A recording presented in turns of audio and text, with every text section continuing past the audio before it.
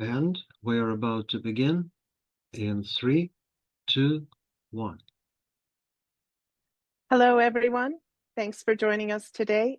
I'm Didi Lageson, Executive Secretary for the Committee on the Present Danger, China. We appreciate your interest in our weekly webinars in which we expose and analyze the Chinese Communist Party's unrestricted warfare against America and the help being provided to the CCP in waging that warfare by captured US elites. We encourage you to visit presentdangerchina.org for information on new programs, access to videos of our past webinars, and tons of other very valuable content. Please subscribe to our Substack at presentdangerchina.substack.com and follow us on X at CPDChina for updates and news. For today's webinar, select the Q&A from your navigation bar to make comments or ask questions, and open up the chat for important links that we will share. Our moderator today is Frank Gaffney.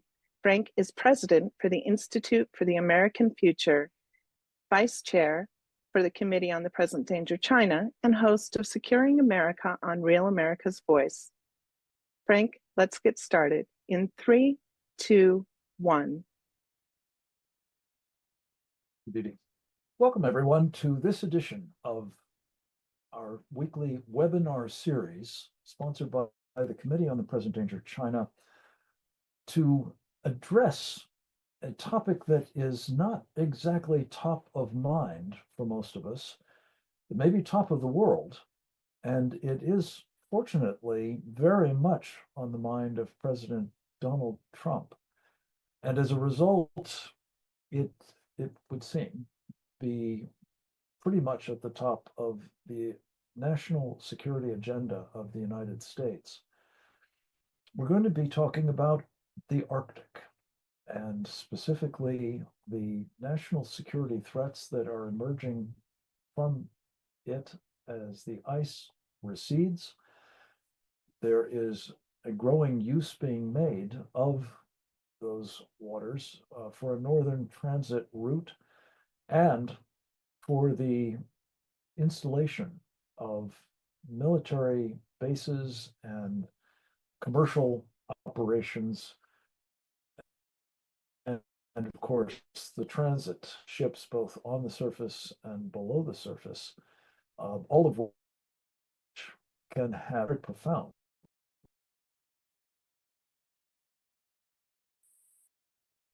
implication for our country's interests more generally. We're also going to be talking about a very large island that runs basically from the Arctic down to practically the eastern coast of the United States, Greenland. And there has been a lot of talk lately since essentially Donald Trump brought it up, I believe, during the campaign and certainly after his election, as a very, very concerning problem, as we have learned, arising from the Chinese and Russian efforts to insinuate themselves into that very, very sparsely populated but vast landmass, especially with its abundance of natural resources and the prospect of being able to exploit them, again, perhaps to the detriment of this country's economic as well as national security interests, but also to project power from it in ways that would be quite contrary to those interests. We're going to be exploring all of this with, as usual, a superb team of national security practitioners, some of them members of our Committee on the Present Danger China, as well as other subject matter experts and individuals with a, I think, impressive familiarity with all of the issues that I've just touched upon. We're going to begin our conversation, as we often do, with a kind of intelligence brief, a short presentation by our friend Charles Sam Faddis, one of the members of our committee, also a former undercover operative of the Central Intelligence Agency, former Army officer, an assistant attorney general in Washington State for a time, as well as a very active contributor to the public policy debate in his columns and commentaries and analyses, prominently made available to us all at And Magazine. That can be found at andmagazine.substack.com. Very strongly commended to you all. Sam was able to join me on our Securing America television program earlier today. He was unable to be with us for this program, but we were able, with his permission, to extract a piece of his interview to present it to you by way of introduction to today's topic, which we will be expanding upon with our subsequent presenters. Let's go to the videotape with Sam Faddis now. One of the things that strikes me about this business with the Arctic and focus here on the Chinese, you and I were talking not so long ago about Turkey, Erdogan, Ataturk, and essentially what I was saying was, look, we got this vision in our heads that Turkey is now a secular country and it's westernized and it's part of NATO and this is all nailed down. Okay. And then we watched for about at least 3 decades as Turkey rapidly turned into something that looks increasingly like the Ottoman Empire with these expansionist aims, no longer aims, they're busy annexing Syria, and an increasingly overtly Islamic anti-Western rhetoric. But, I mean, yeah, you could find some think tanks talking about that, but U.S. policy didn't morph, evolve, and now all of a sudden, suddenly we got whiplash. Oh my God, where'd this come from? Okay, well, it strikes me that we're kind of dealing with the same thing here. I mean, and as you well know, this is not unique to American strategy and national security. All right, when we think about the Arctic, to the extent we think about it, okay, whatever, it's up there, it's irrelevant economically. And to the extent we thought about it strategically or militarily through the Cold War with the Russians, it was, well, they got subs hiding up there and we probably need to find those. And they're, okay, and beyond that, we haven't devoted a lot of thought to it, and we haven't done virtually anything about it. And when we think about the Chinese, everybody says, well, they're not an Arctic power, meaning they don't have the coastline that gives them claims in the Arctic. So they're irrelevant. So good, fine, we just sort of, we move on. And of course, the world doesn't just stop changing. So the Russians have massive Arctic claims and Arctic coastline and operate there all the time.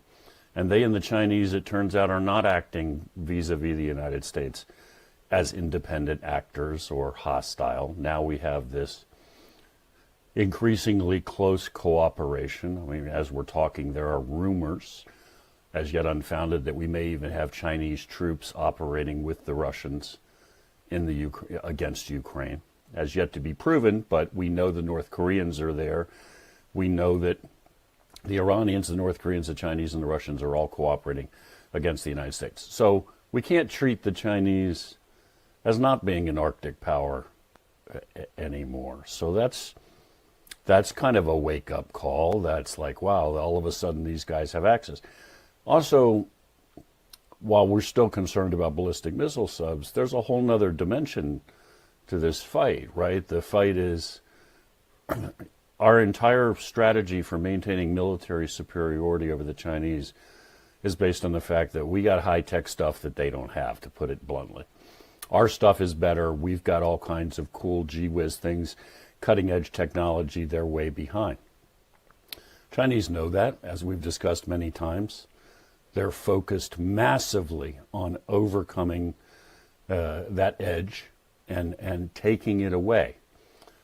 Okay, what does that have to do with the Arctic? Well, in addition to the fact that the Arctic is awash in oil and natural gas, it also has massive deposits of so-called rare earth minerals. Everything we're talking about in this high-tech arena runs on those rare earth minerals. I mean, and the Chinese already have essentially a stranglehold over those. And so even the premier American companies that you think are cutting edge, Tesla, SpaceX, Elon Musk's whole empire, is completely dependent on rare earth minerals coming from China. So we largely do not produce them, and beyond that, we don't refine them. So the Chinese can cut that off. And as we speak, we're in the middle of a growing trade war with the Chinese. Well, they have already restricted, if not stopped, the export of those rare earth minerals. So just like coal once upon a time was the lifeblood of the world economy, oil to a certain extent is. This is not incidental. This is not your iPhone might cost you a little more. This is the whole game now. You're talking about the Defense Department wanting to build whatever generation of fighter aircraft we're on now that will preserve our technological edge, increasingly dependent upon AI. Well, to make any of this happen, to maintain this superiority, we have to have these rare earth minerals. We can't do that and be in a confrontation with the Chinese if they've got a stranglehold over it. We're already in a trade war where they're telling us they're not going to send them to us anymore. And some of the world's largest deposits of these things are sitting up in the Arctic. And we are nowhere close to being ready to access them, defend them, control them. As an example, you're talking about Chinese, Russian access to the Arctic working together. The U.S., I believe, has a grand total of 3 operational icebreakers. The Russians have 53. So we are way, way, way behind on this, and it's critical.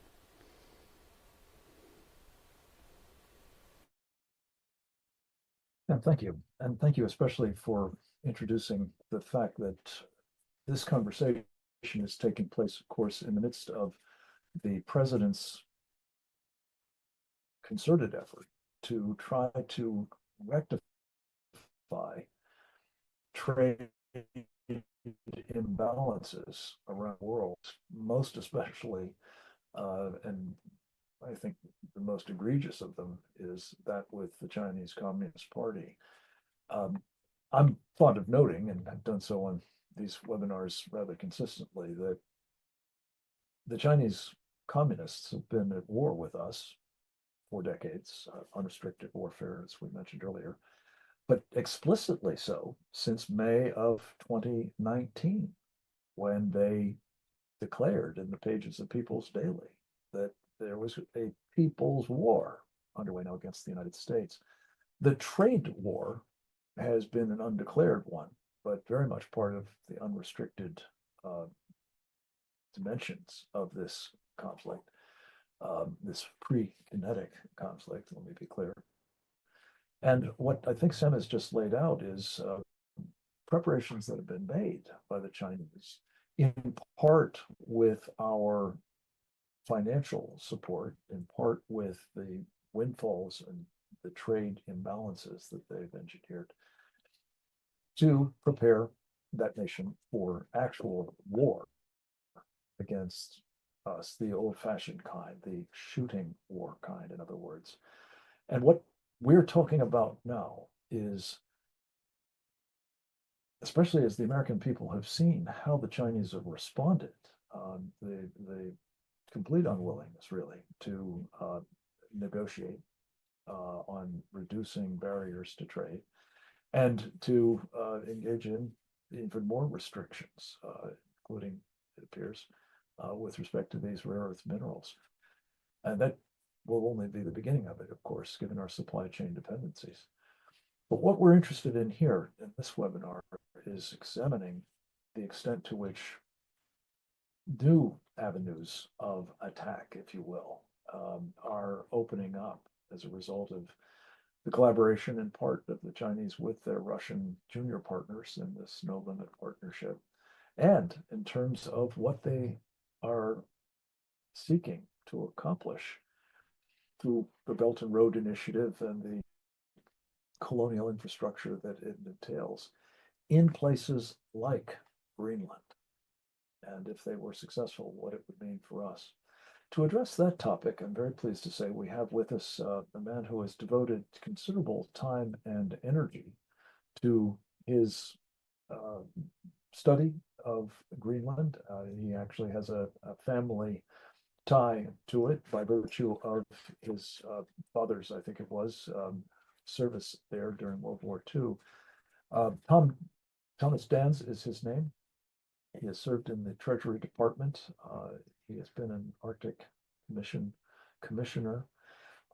He is these days actively engaged in, I think, public advocacy in connection with this exercise in establishing an American presence in and ability to properly defend Greenland. And we've had the benefit of his counsel on some of this in the past, and we're very appreciative of him taking the time to talk about Greenland, how vital it is to U.S. security interests in the Arctic and the North Atlantic. We have him via video as well. Let's go to that now. I think one thing that's important for the folks to understand is, hey, this didn't, like anything in China, this didn't just start yesterday. It didn't start as soon as President Trump won in November for the second, third time. This has been a move by China for decades now. And it's been something that's been a gradual progression on multiple different fronts. Of course, the kinetic front is always the last. And so we need to kind of put that away from our minds, which is you're not going to see it, you're not going to feel it until it happens, and then it's too late, right? So the kinetic thing you have to kind of put away and be able to examine the pacing of this on other spheres. One of the key things, China is not just focused on the Arctic, they are focused on the poles, because this goes back to the whole philosophy of anything that isn't tied down or claimed elsewhere, they want an equal or greater cut of themselves. That's from the very center of the Earth to the very heights of the universe, right? So they're focused on that. And so you're seeing this both in Antarctica as well as the Arctic, right? So that's a point to make. One of the first things China did was literally reinvent the map. And what I mean by that is there's something called the HAO projection, H-A-O. But in 2004, they basically took the idea that the world is, because of distortions in Mercator projection, when you spread the world map out horizontally, it tends to it tends to reduce the effect of the proximity of all the world's landmass really in the northern hemisphere. And their point was that China is more central. Remember, the Middle Kingdom. So they basically decided to split the map on a line of latitude, 60 degrees south latitude, and come up with something called the HAO projection, which shows that, of course, 80% of the world's landmass in the center, but it basically makes the center of the map the Arctic. And you'll see that China ends up pretty close to things in that. So that's the jumping off point for the near Arctic notion. That came out in 2013, just as the Belt and Road Initiative was getting launched formally. So that was kind of one current moving on the side of this. So now what you've seen since then with a pretty aggressive kind of move in various kind of scientific and commercial spheres, as well as into multilateralism. So China is kind of one of their first moves, and they weren't involved in any of the Arctic exploration. This is an important thing for the viewers to know too. We can't get too far into the history, but they should respect that a lot of Greenland was discovered by Americans in the 19th century, right? In fact, much of the naming on the northwest side of the continent or the island itself are American place names, because we're the first ones to prove that it was an island. China got there late in the picture, but what they did was, if people remember the financial crisis in 2008 in Iceland, they were very quick to the aid of Iceland, and flowing out of that, Iceland became the original champion for China into the Arctic, and arguing for them to have something called permanent observer status in the multilateral body that really focuses on, that's the Arctic Council that focuses on Arctic issues. So China got into became an Arctic kind of stakeholder, if you will, back in 2014, and they've advanced since then. Now, fishing and seafood is a tremendous kind of vector that they've worked in, and it's not, like I say, it's not just Greenland. You can't divorce the move in Greenland away from the rest of the Arctic. So China's been on the march in Iceland way before Greenland. Now, Greenland is, for the listeners, 90% of the economy today is seafood, right? We talk about mining, we talk about critical minerals. Yes, that's very important. That's huge for the future. And China well recognizes that Greenland has some of the biggest untapped supplies of richest holdings of critical minerals. But seafood is a lot where the action is. So and then rolling forward into the present day, you've just seen elections occur in Greenland, where a new kind of government's been stood up. It's a coalition. It's a very balky thing. They brought kind of together some really strange bedfellows in terms of the former Communist Party. Now they're called the Liberal Party, or Left Liberal Party, as well as the far, kind of the Conservative Party, and everybody into this. But one of the first things that came out was the new foreign minister saying we'd like to increase our trading activity with China. We see that as a priority. We need to look east, not west. And in fact, just as the tariffs go up to 125% today from the US and China, Greenland's now talking the opposite direction. They want a free trade agreement with China. So you have to see that you've got a very kind of strange dynamic happening here, where there's an island which basically the United States, again, remember, Denmark, this is a colony of Denmark that was a colony until World War II, until April 9th of 1940. That's when really the history of of Greenland rather, changed dramatically. That's when the Danes basically abandoned Greenland. They fell to the Nazis within 2.5 or 3 hours, depending on how you want to measure it. And that's when the United States moved in. And Greenland actually became a part of the United States there in 1941. And just yesterday, I think, was the anniversary of that, 2 days ago, April 9th. That's when Greenland became a protectorate. And it was made a protectorate until, I think, May 5th of 1945. When Denmark was liberated, or the following days. And basically the country was kind of handed back to now the free Denmark, if you will. But that's an important part to realize, because hundreds, if not thousands, of Americans died defending Greenland. So we have tried to bring this up into consciousness, and you saw that very effectively with the Vice President's visit there a few weeks ago.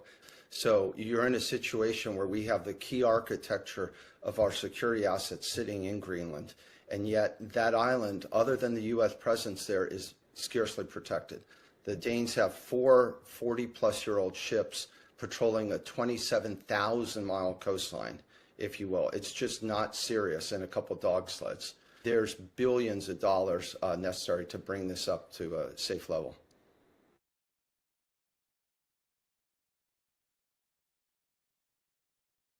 To have run out of video for John a little before I think he was finished, but I think you get the gist of his message. We're dealing with a huge landmass, replete with abundant resources and a geostrategic location of enormous consequence. And what I think prompted us to make it a protectorate in World War II is very much what's operating at the moment, as the threats are, if anything, vastly greater to Greenland and to us from that quarter, arising from the Russians as well as the Chinese operations in the region. We're going to turn next to a woman who steeped herself in understanding this particular problem as a result of her time serving as the U.S. ambassador to Denmark, which actually also entailed her representing our interests with respect to Greenland and the Faroe Islands. Her name is Ambassador Carla Sands. She has been, in addition to the U.S. ambassador, a chairman and CEO of a private venture and real estate company, and is now the vice chair of the Energy and Environment group at the America First Policy Institute.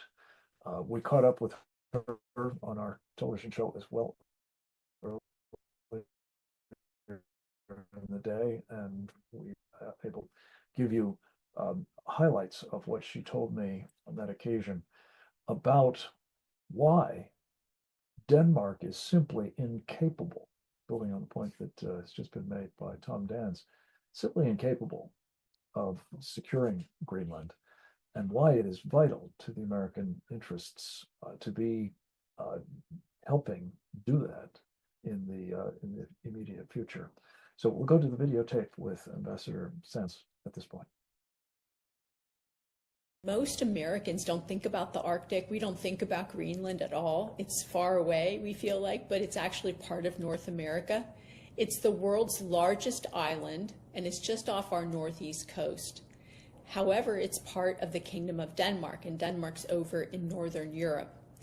It's been part of the kingdom for hundreds of years, and the Greenlanders want to go independent. I thought that was decades away, but just a few months ago, their premier said, "We are going independent," and it sounds like it's not that far off. So that, of course, increases the stakes of the security of Greenland, as it is part of North America, and if it were to fall into adversarial hands, it would be so much more dangerous than, for instance, Russia and China's activity in Cuba, because it's so large and because of the wealth that it contains. The CCP looks at the globe from the poles, not from our country's landmass like we do in the West, like the US or Europe would look at the map, and we have America in the middle. They look from the top and the bottom. Anne Marie Brady wrote a great book called China as a Polar Great Power.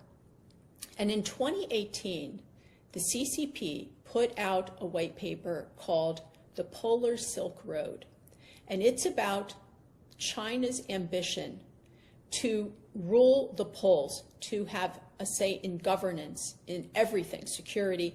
And they say that they are entitled to 40% of all the wealth under the sea and under the ground in the poles. They called themselves in this paper a near polar nation. There's no such thing. You're either a polar country or you aren't. And the United States is one of the polar countries. Russia has the biggest polar land mass. They have about at least half of the polar land mass if you look at the map from the North Pole. We have Canada, the U.S. state of Alaska, and then countries like Norway and Sweden.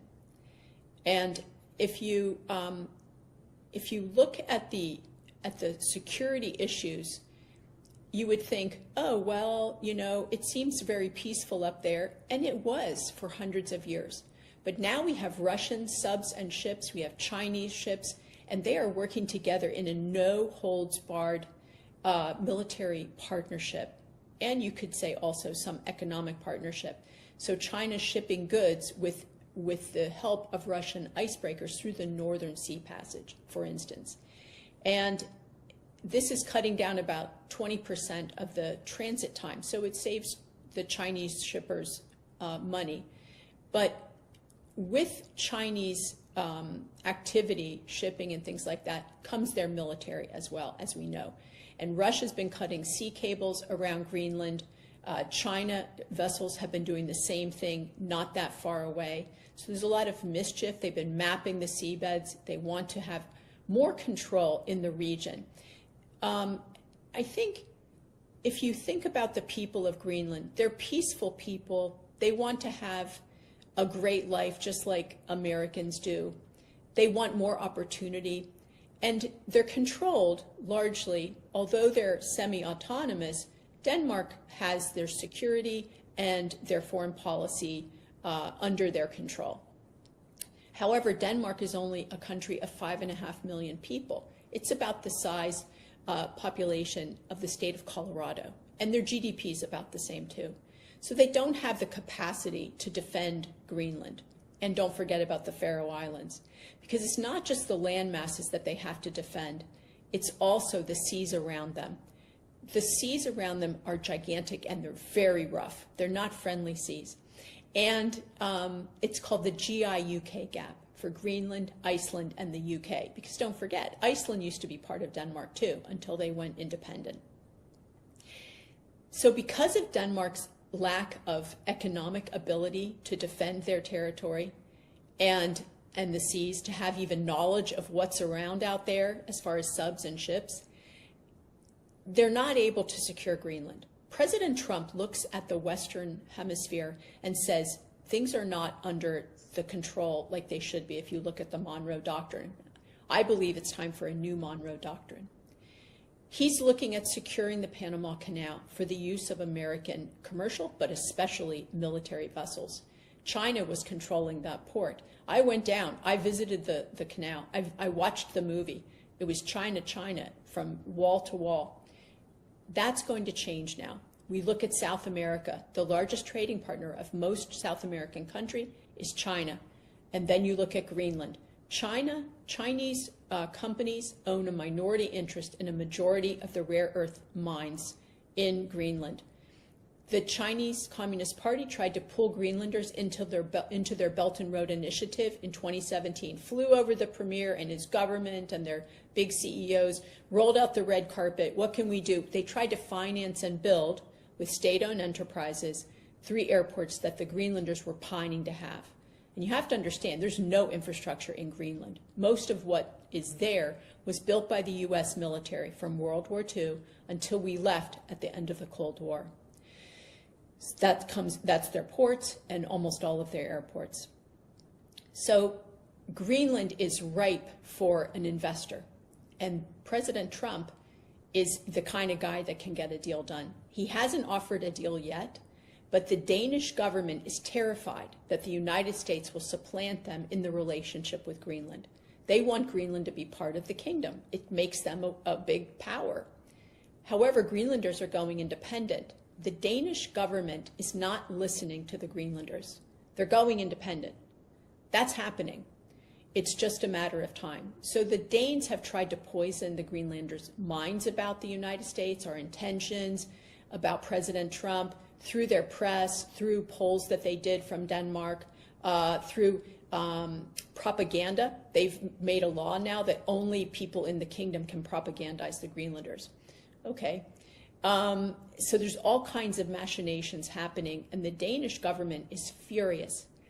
Now, I heard a rumor that Canada and the EU are going to team up to fight against Trump and his intentions in Greenland, to come to the aid of Greenland, that it's going to be Canada and the EU. So let's see what unravels. I learned that in Europe not that long ago. So I think that the Danish Prime Minister went to Europe, went all over looking for support, and this is probably what they cooked up. So let's see what happens, because we know they can't defend anything without the U.S., certainly not against the CCP. And let's not forget, it's not like the CCP would land boats on the shore. It's all about economic coercion, about propaganda, about all of the gray zone war that the CCP wages. President Trump is aware of this. So it's about development in Greenland, which the U.S. government can backstop American companies with Ex-Im Bank and Development Finance Corporation to help companies have the confidence that they can invest in a really difficult place, because it's a tough environment in Greenland. It's only 57,000 people there. So I think that President Trump's proposal about us securing Greenland against our adversaries is a brilliant one. I wrote a paper on it a few years ago, and I think that it actually has merit, and that we should be talking about it more. We need more surrogates talking about the importance of securing Greenland against adversaries. Well, we're a little short, but the point I think that was being made there is precisely the point of this webinar, which is we want more people to be aware of the critical issues associated with the status of Greenland and more generally the Arctic, and to become advocates for the American presence in and defensive capabilities being brought to bear on behalf of people who do not want to be enslaved by the Chinese communists or the Russians, or worse yet, a combination of the two. We're going to hear finally from a man who has studied closely both the Russians and the Chinese, and notably their so-called no limits partnership. How they are conducting themselves, often now jointly in military exercises and collaborations of other kinds, and how both the Russians and the Chinese have designs clearly on the Arctic, that Northwest Passage, the surrounding areas, and who certainly understand the strategic importance to the United States of both Greenland and this so-called GI-UK gap, this Greenland, Iceland, United Kingdom gap, through which vessels, particularly from Russia now, former Soviet Union, must move in order to get into the southern reaches of the Atlantic, all of which has been demonstrated during World War II, notably, as of vital importance in the event there is any kind of conflict which we are engaged. Our next presenter's name is J.R. Nyquist. He has a blog entitled jrnyquist.blog. He is the author of a number of books, including Origins of the Fourth World War and the Coming Wars of Mass Destruction. Jeff is a member of our Committee on the Present Danger of China. We're very pleased to have him with us to round out this conversation with his insights into the emerging military threat from the Arctic. And given the state of the US-Canada alliance, are we up to the challenge?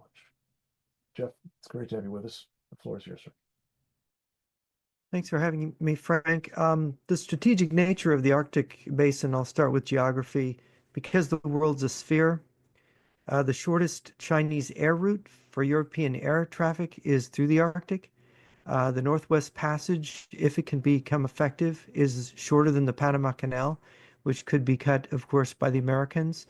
The main approach route for Chinese and Russian bombers into the USA is through the Arctic. Presently, Chinese bombers are based in Russia now, Chinese strategic bombers. I learned this when I was at the Arctic conference in Canada there in September. The main direction for missile strikes crosses the Arctic region, and one of the main transit routes for submarines is the Arctic.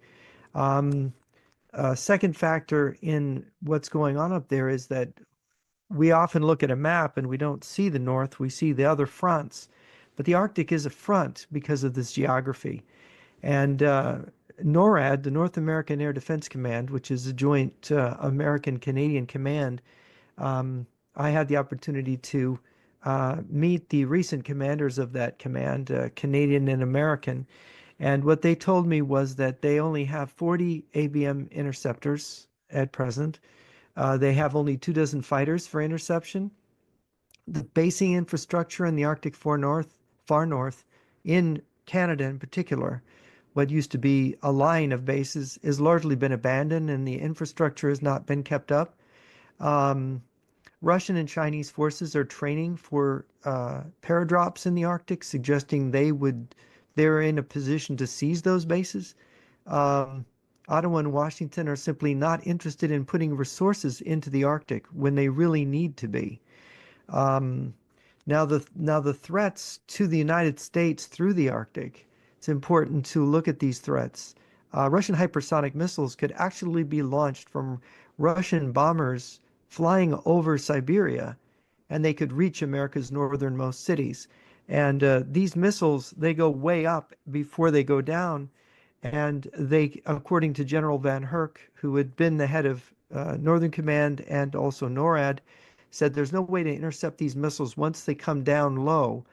There's no even way to track them. You can't even tell what target they're going to because they can change direction in flight.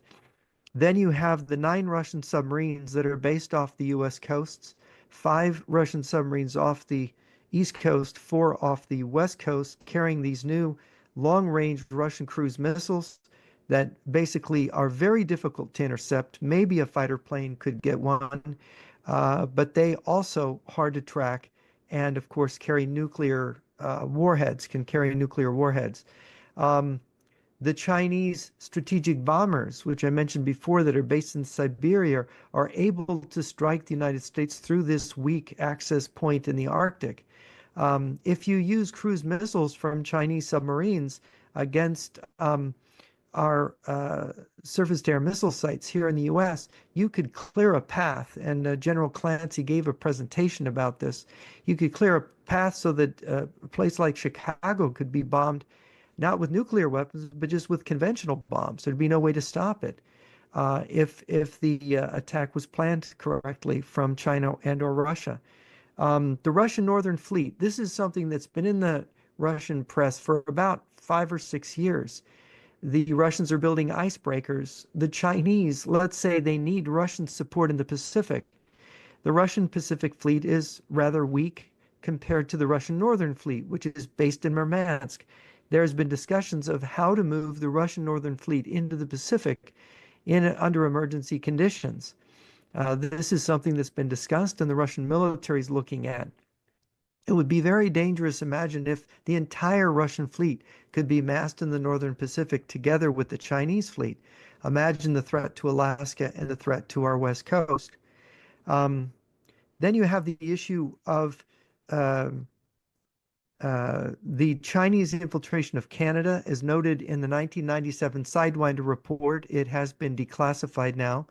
I discovered when I was in Canada recently. It is a joint report of the Canadian Royal Mounted Police and the Canadian CSIS, the Canadian CIA, on Chinese using triads, organized crime, and basically infiltrating the Canadian economy and laundering money through urban real estate to influence Canadian politics. And I think when I was up there, I had a chance to meet with some Canadian politicians, and they told me, look, you have to warn your American friends. We have been taken over from the inside by China. And it's no joke. So already the Chinese have gotten their hooks deep into Canada. And of course, the Chinese infiltration doesn't just stop at the political level. The Chinese have tried to bribe indigenous Canadian tribes in the far Arctic North to get access to develop ports on the Canadian Arctic and to develop mines, economic resources. But this would just be a way to get a toehold, because China's primary interest would be, of course, to create bases, air bases for moving troops, for moving bombers and fighters. That would be something that they would want to get in. Once you had China establishing some kind of sovereignty in the north, and that would be possible because in Canada, the indigenous tribes have sovereignty. That's something that we don't have with Indian tribes in the United States. And so you have this difficulty where China actually could flip territories over to themselves. This is something that some Canadians told me that they're concerned about. Now, Chinese economic strategy in the Arctic, and it's worth touching on that for if there's a long-term strategy here. I must note that in Brazil, nobody's tracking this. China is backing this new PIC system through the Bank of Brazil. And it's an end run on the SWIFT dollar system for being able to trade, for customers to be able to use any currency they want to buy goods in another country and to be able to move that currency without a tax, without having to pay anything. I think the Chinese fronting this, they may be willing to lose a lot of cash themselves to do this. I think we'll find in the coming days that China is really involved in this. And of course, we saw the dollar go to $3,200 an ounce.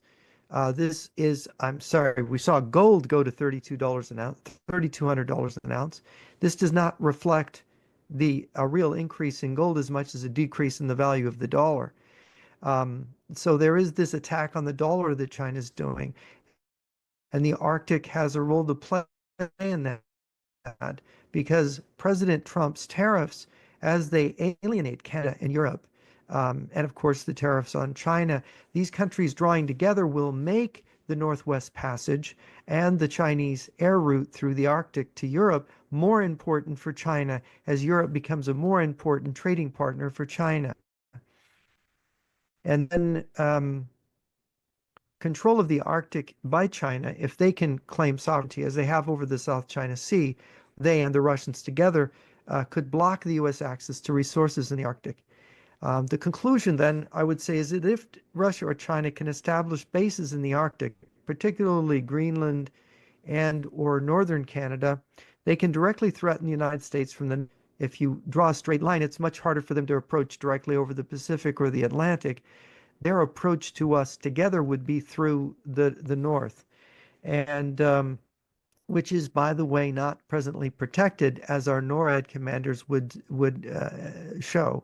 And the second point on the conclusion is that China and Russia's active measures, we don't really grasp the fact that President Trump's policies, perhaps influenced by this idea that Russia and China can be divided, has alienated Canada and Europe. And of course, this makes Greenland, and, because Greenland's controlled by Europe, and Canada is also independent of the U.S. If those countries become alienated from the United States, then it becomes even more wide open for attacking the United States through that direction. And so that's my presentation. Well, thank you. A lot of food for thought and not a little anxiety, I think it's fair to say. Jeff, you are the last man standing, as they say, the only participant who is with us live, and I very much appreciate you thereby being available for some questions and give and take with me on what we've been discussing here. I do want to start maybe with your last point. Clearly, one of the issues that has come to the fore since President Trump came back to office is the relationship with Canada. The government of Canada has become increasingly, well, not just admiring of, under Justin Trudeau particularly, and I think it's fair to say as well, penetrated by, under the influence of the Chinese Communist Party. Witness this this study that you mentioned. What I'm interested in is your thought, as we've seen issues arising over tariffs, in particular in Canada, whether and an imminent election there, by the way, as well, whether you anticipate that what you've warned could happen is in the process of happening, more enduring alienation of the Canadians from this relationship. You talked about NORAD, for example, as an important part of our defense establishment in partnership with that of Canada.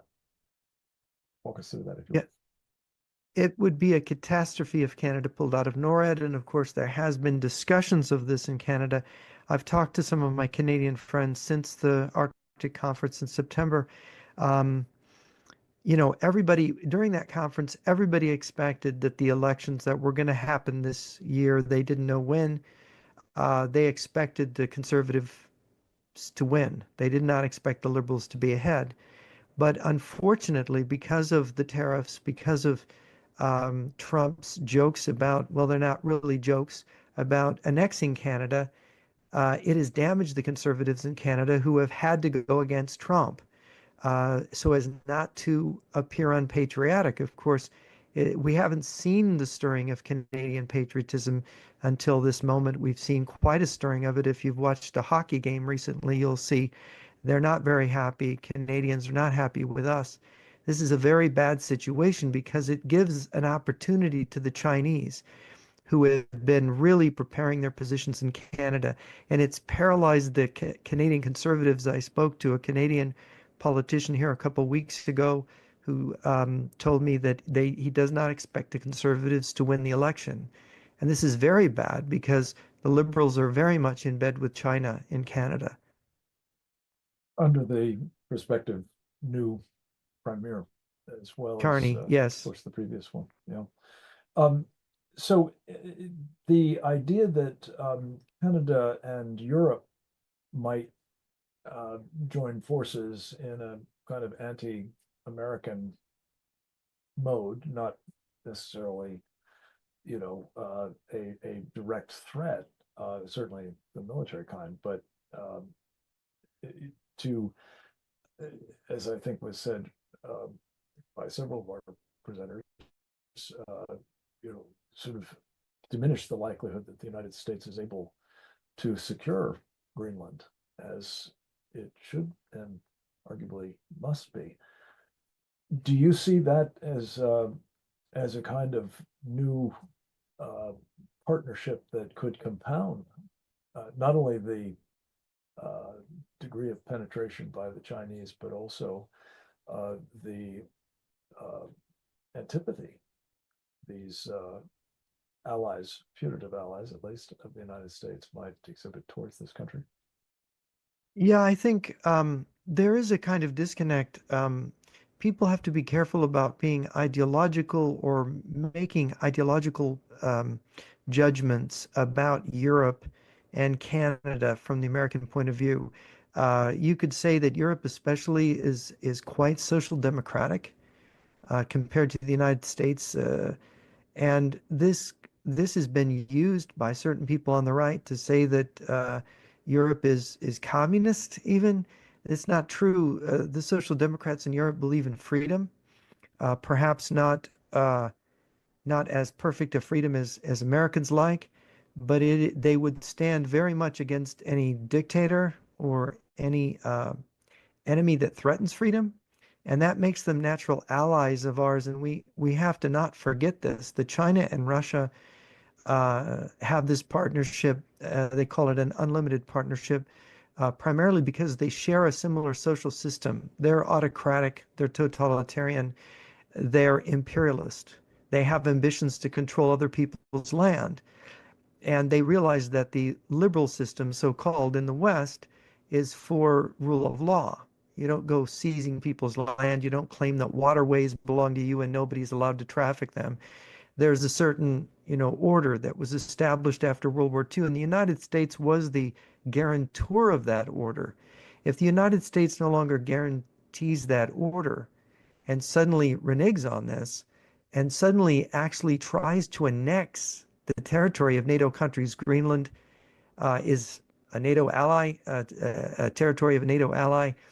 Canada is the territory of a NATO ally. I am dumbfounded that Vice President Vance would say that America will respect the sovereignty of Greenland when he's standing on Danish territory advocating its transfer to the United States. I mean, this is not something you do to allies. I don't know if you've seen the Canadian Foreign Minister, Jolie, talk about how she had to explain to Canadians, she had to explain to European foreign ministers that basically Trump wasn't joking.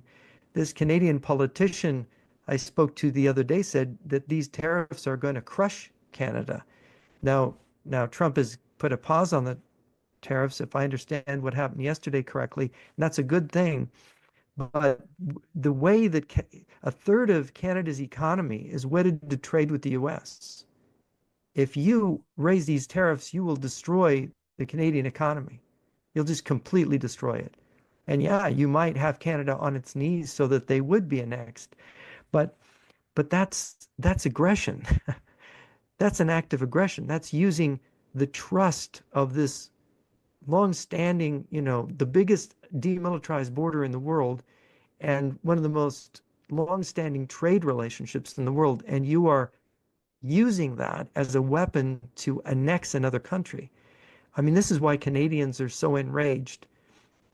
And I just hope that we can understand that we need, with Russia and China being united, I think it was Andrei Illarionov who called it a kindergarten psychology to think we could divide China from Russia in a recent talk he gave. And it is a kindergarten psychology. We're being divided from our allies. We have to stay united with what we have, not divide us from our allies thinking we can divide our enemies. Yep, thank you. This is a moment when obviously there is a heightened awareness, I think, beginning to set in on the part of the American security establishment that some of these alliances are under strain at the minimum. And the Chinese in particular, to some extent the Russians as well, have been filling vacuums of power. Jeff, say a little bit more about the extent to which this is translating into collaboration of a very military character between the Russians and the Chinese. But we've seen them engaged in exercises as far away from each of those countries as South Africa, with the Iranians, no less, naval exercises. But give us a sense of what is taking place with aerial penetrations of our air defense identification zone, and more generally the strategic nuclear exercises that now, I guess, with some regularity, involve the forces of both countries. You mentioned bombers being stationed in Chinese bombers being stationed in Russia as something that is obviously part and parcel of those exercises, but perhaps on a more enduring basis as well. Yeah, the Chinese and the Russians have done joint air exercises where they have challenged U.S. airspace in Alaska. They have approached to Alaska. They've done this to Japan as well with both aircraft and ships, and to South Korea. So all of the North Pacific and Arctic positions have been challenged by joint forces, naval and air forces. When the Russians had a major exercise in the North Pacific, it was 2021, I think it was July.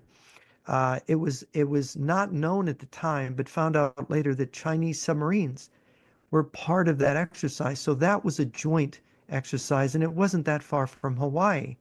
The Russians have even done exercises where their strategic bombers have become involved in exercises that China has had regarding Taiwan. We forget that Russia has a Far Eastern position with Far Eastern troops, air units, and naval forces, and that these, combined with North Korea and China, is the point in the North Pacific where all three of these forces can work together. It is interesting that North Korean delegations, and we recently had Sergei Shoigu visiting North Korea here within the last couple of weeks. He went to Pyongyang with quite a considerable entourage. We have Chinese and North Korean military personnel landing in Novosibirsk. Goodness knows there's some kind of planning or a joint working together of the North Korean, Chinese, and Russian militaries. And of course, if these three militaries are working together, this is a triple threat against the United States position in the Pacific and also in the Arctic. Because really the shortest distance between China and the United States it's to Alaska, right? That's the closest American position to China is Alaska, the closest American territory.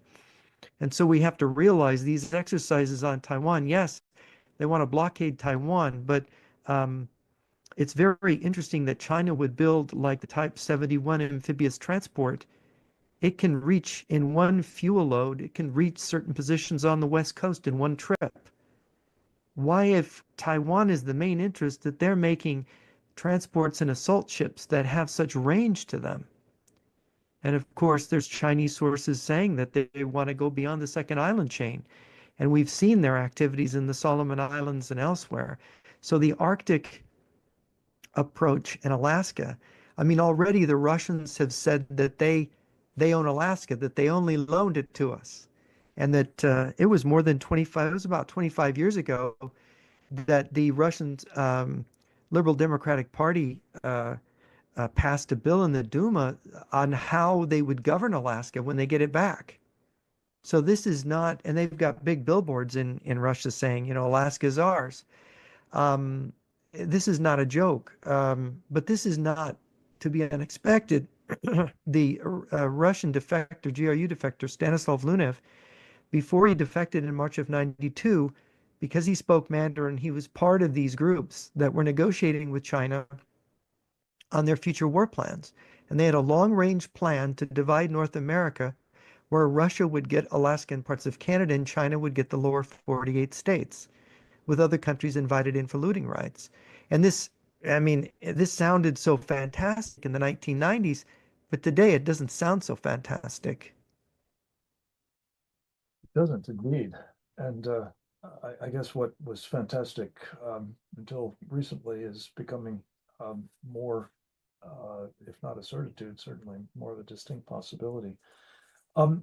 Jeff, there's been note made by, I think, Carla and some of our audience members about Greenland having the potential to be a Cuba, somebody I think put it on steroids, that is to say, vastly more wealthy in terms of those natural resources, and very much with a strategic position not dissimilar to that of Cuba in our own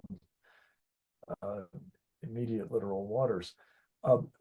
What is your sense of the sentiment that the Greenlanders are exhibiting? Have you had a chance to look at that at all? We've heard some insights from some of the previous presenters, but yeah, is it your feeling that the independence would translate into essentially, if not de jure, de facto, a lash up with the Chinese and maybe the Russians as well?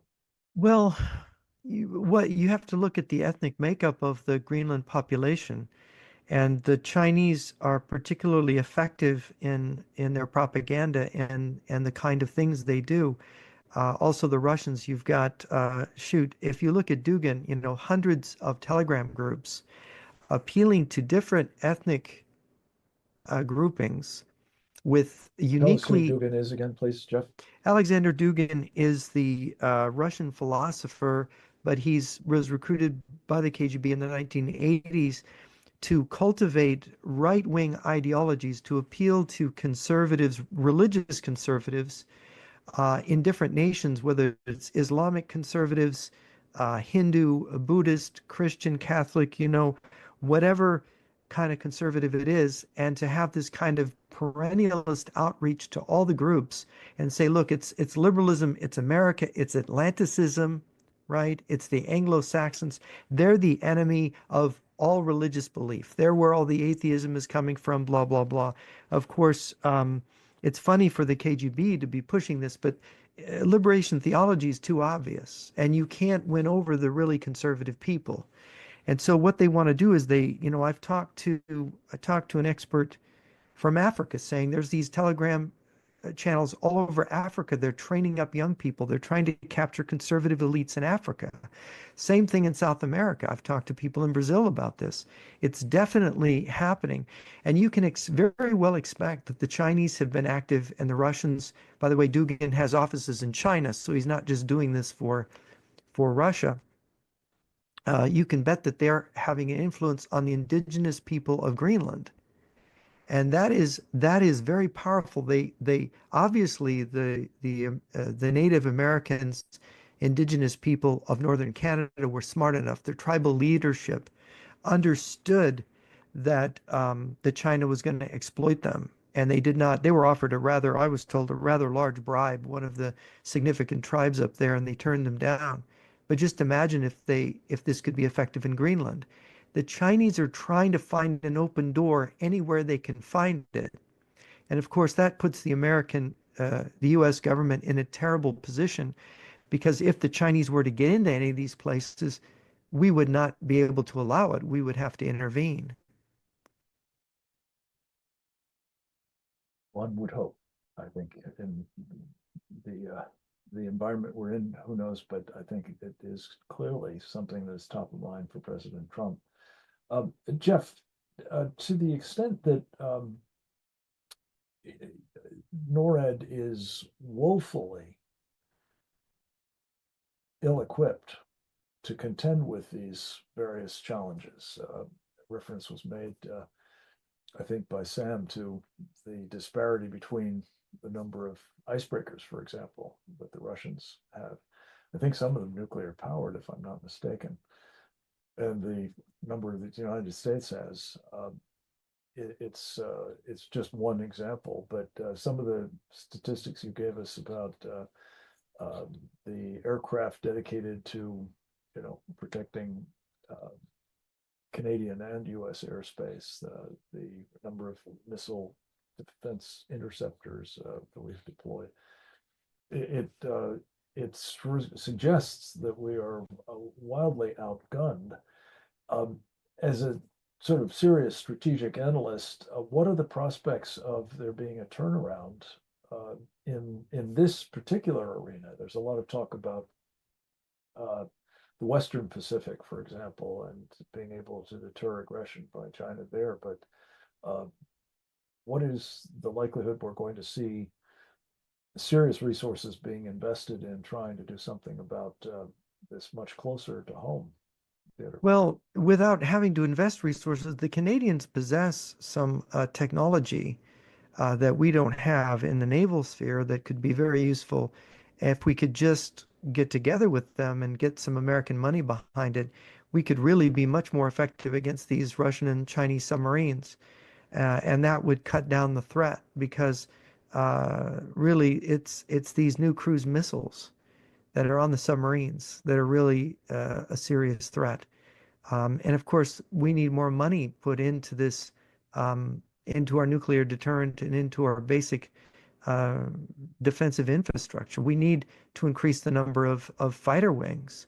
I mean, 24 fighters is not even a fighter wing. I mean, a fighter wing is 4 times that number.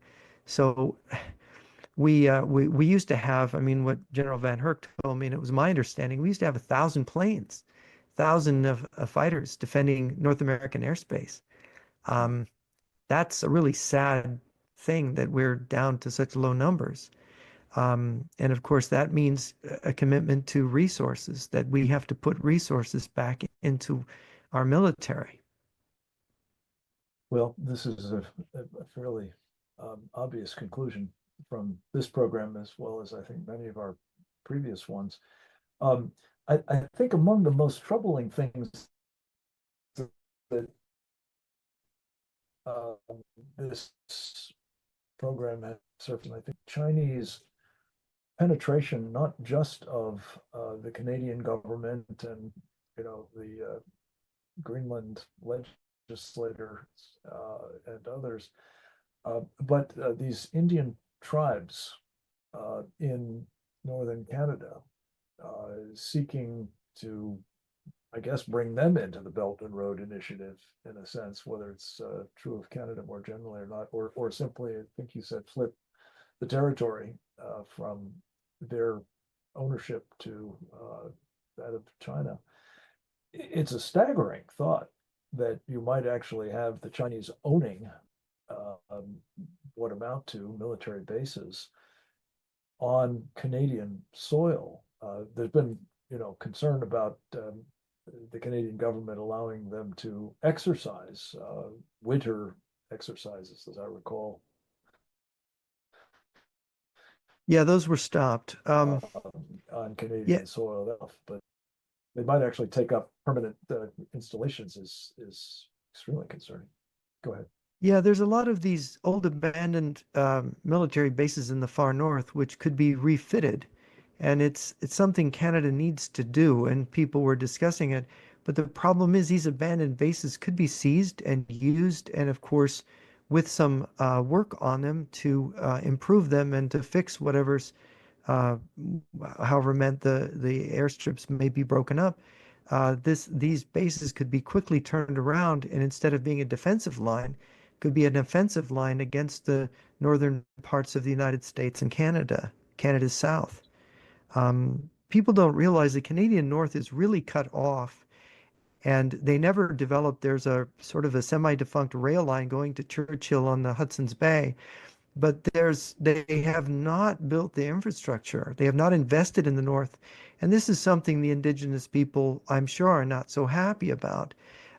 There's a lot of resources we could use.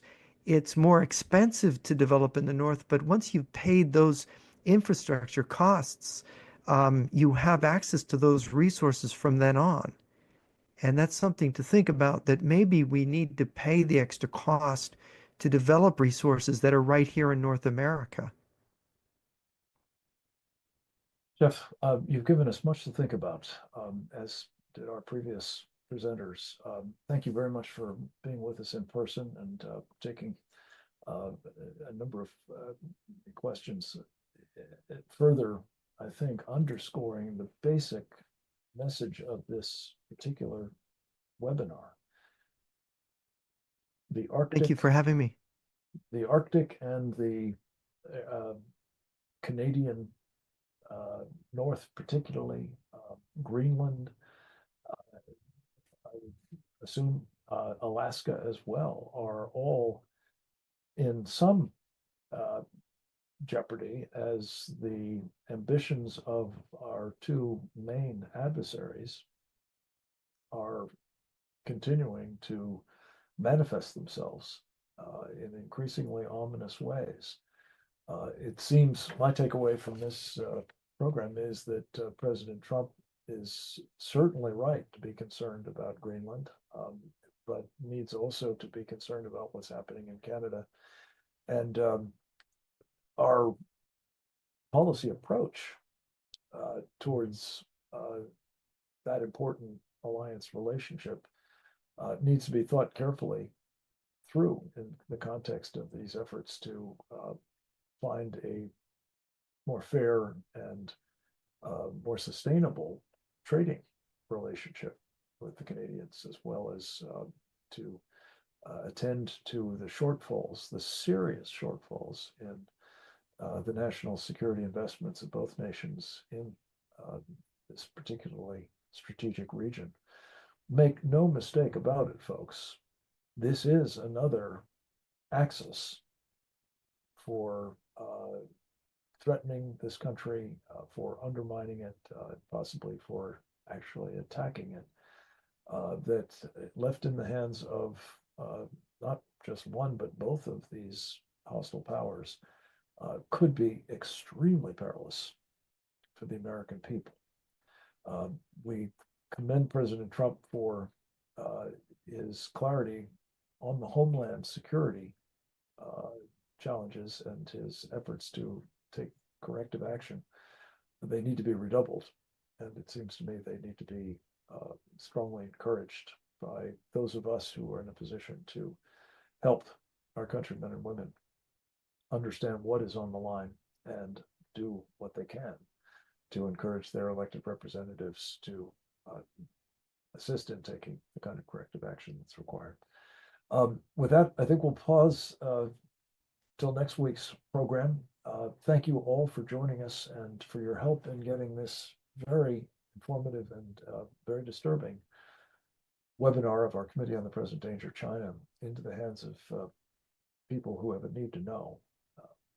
And we're anxious to have them join us in future of these programs. It a body of work that I think is extraordinary, if I do say so myself. And it is our hope that you will assist us in letting people know in your circles of influence that they're available for free. We encourage them to subscribe at presentdangerchina.org and to take action as we want to do in the Committee on the Present Danger China, not simply admire the problem, but to seek sorts of remedies that are urgently needed to secure the country we love. With that, I'll turn it back to you, Didi. God bless you all. Thank you very much for joining us. Thank you, Didi. Taking it from here. Thanks, Frank. A video of this webinar will be posted to presentdangerchina.org within a day or so of the conclusion of our program. The video posts to the same web page as the registration. So just go to the site and you'll find it there under webinars. Please share this and our other programs with your elected representatives, colleagues, and other networks, and subscribe to our Substack at presentdangerchina.substack and on X at CPD China for updates. Join us again next week for another installment of our Committee on the Present Danger China webinar series on the CCP's unrestricted warfare against America and the free world, and how CCP captured elites betray the USA. Thanks for being here. Goodbye.